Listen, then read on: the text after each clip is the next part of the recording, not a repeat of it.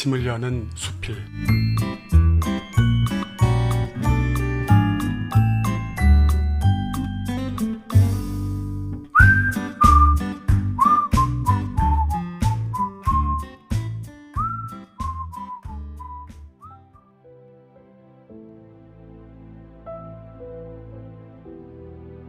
경계 또는 균형. 김철우. 내가 속한 문학단체의 시화전은 매년 가을과 겨울의 사이에 열린다. 따스한 햇볕과 차가운 바람을 동시에 경험할 수 있는 계절의 경계다. 한낮의 포근함을 즐길 생각에 또는 추위를 피할 생각에 차림새를 갖췄다면 서로 다른 날씨 탓에 한 번쯤은 판단 실수를 자책하게 되는 그런 시기다. 그래서 오늘 같은 날은 몇 번이나 옷장문을 열고 고민하게 된다. 마침 귀가하던 아내에게서 시화전을 보러 오겠다는 연락이 왔다. 내 작품의 첫 독자인 아내도 공원에 설치되는 이번 전시는 직접 보고 싶었나 보다. 먼지만 쌓여가던 구민회관 앞 분수대에서 만난 아내는 내 앞에 오자마자 털썩 주저앉으며 풀린 내 오른쪽 신발 끈을 묶는다. 아내의 치마가 바닥에 끌리며 먼지가 인다. 이런 것도 모르고 다닌다는 아내의 핀잔이 귓가를 스친다. 나는 언제 풀렸는지 모르는 신발끈보다 귓가를 스치는 핀잔 소리보다 아내의 치맛단이 쓸어올린 먼지에 눈길이 간다. 먼지는 늦가을과 초겨울 사이의 햇살을 따라 반짝이며 하늘로 오를 것 같더니 이내 힘을 잃고 바닥으로 주저앉고 있었다. 그 먼지의 조각들을 따라가다 보니 대학 시절의 아내와 내가 뿌옇게 모습을 드러내기 시작했다. 아내와의 데이트는 학교에서 할 때가 많았다. 먼저 졸업한 아내는 도서관에서 공부하던 나를 위해 늘 먼 길을 달려와 줬고 고마움과 사랑하는 마음이 가득했던 그 시절부터 나는 늘 보호자를 자처했었다. 한 번은 학교를 산책하다가 연인이었던 아내의 신발끈을 묶어준 적이 있다. 들고 있던 가방을 바닥에 내려놓은 채. 그러니 정확히 지금의 반대 상황이었던 셈이다. 보호자와 피보호자의 심리적 위치가 뒤바뀐 건 언제였을까? 병원 측이 요구한 수술 동의서에 보호자로 아내가 서명했던 20여 년 전 그날일 것이다. 시간이 흘러 보호자에서 피보호자가 된 것 같은 먹먹한 기분에 아내 핀잔에도 아무런 대답을 하지 못했다. 그렇게 오른쪽 신발끈은 왼쪽보다 더 단단하게 조여졌다. 아내의 호의와는 별개로 양쪽 신발의 불균형은 그렇게 시작됐다. 시화전 개전식을 마치고 저녁을 함께하기 위해 식당에 들어서다가 그 불균형이 문제를 일으켰다. 신발을 벗으려고 오른쪽 뒤꿈치를 왼쪽 발 안쪽에 대고 들어올리는 순간 나도 모르게 악소리를 내고 말았다. 오른쪽 종아리에서 갑자기 쥐가 나기 시작하더니 순식간에 허벅지 뒤쪽까지 뻐근하게 당겨오는 것이 덜컥 겁까지 났다. 운동 좀 하라던 아내의 음성이 기억의 밭에서 불쑥 고개를 든다.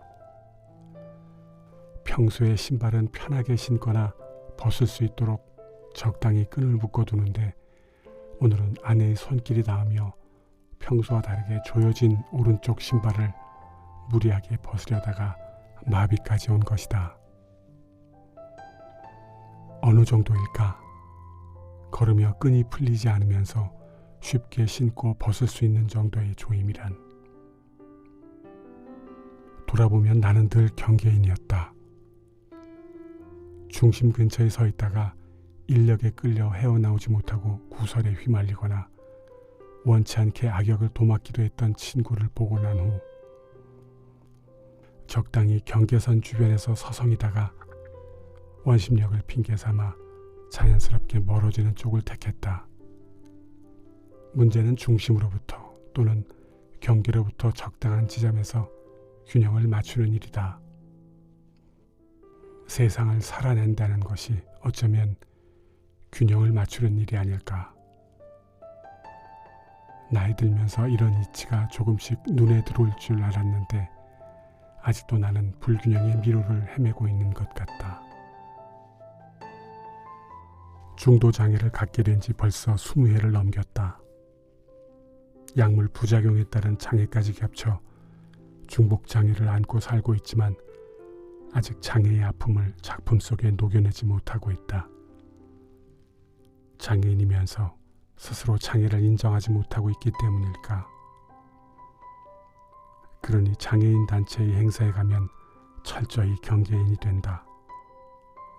물론 어떤 누구도 나의 위치를 탓하지 않는다. 아니 그들은 나의 위치 따위에는 관심도 없다. 오로지 나를 경계선 가까이 서게 하는 것은 나 자신이다. 그것은 장애인 단체가 아닌 다른 모임에서도 마찬가지다. 장애인과 비장애인의 경계에 선 나는 양쪽에 모두 속한 것 같지만 실상은 어느 곳에도 속하지 못하는 무적자인 셈이다. 그러니 장애에 대한 근본적인 정의 내리기는 차치하더라도 나는 장애인일까 아니면 비장애인일까? 더구나 나는 약물 부작용으로 인공관절 수술을 하며 한쪽 다리 길이가 2cm 짧아졌다. 눈에 잘 띄지도 않는 그 불균형이 나를 절룩이게 한다. 재밌는 것은 그 절룩거림을 당사자인 나는 느끼지 못한다는 것이다. 한쪽 발을 디딜 때마다 전해오는 반복적이고 영속적일 것 같은 고통에 뇌도 차라리 외면하는 것으로 맞서고 있다. 그러니 나를 바라보는 타인의 시각과 스스로 느끼는 그것의 차이는 클 수밖에 없다. 또한 2cm 길이만큼 불균형에 기울어진 시선으로 세상을 보고 있다. 정신뿐만 아니라 육체적으로도 사시적 시각을 갖게 되었다고 할 수 있다. 한쪽 다리를 마저 수술해 2cm의 차이가 없어지더라도 이런 비판적 시선은 놓치고 싶지 않다. 그나저나 치마가 끌리는 것도 잊은 채 내 신발끈을 묶어주던 아내는 사랑이었을까? 연민이었을까? 아니면 사랑과 연민을 적당히 버무려 놓은 것의 어느 경계였을까? 지난 주말에 슬며시 그날의 풀린 신발끈에 대해 물었더니 아내는 빙그레 웃으며 딴소리다. 점심에 떡국 해줄까요? 봄동 묻혀서.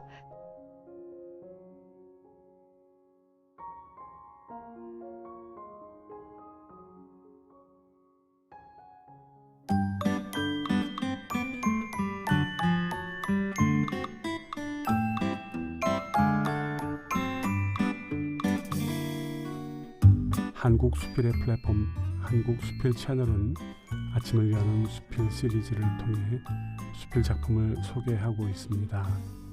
김철우, 이명옥 수필가가 진행하는 본 프로그램에 자신의 수필 작품을 소개하고 싶은 분은 작품과 연락처, 프로필 등을 이메일 kc0377nate.com으로 보내주시기 바랍니다.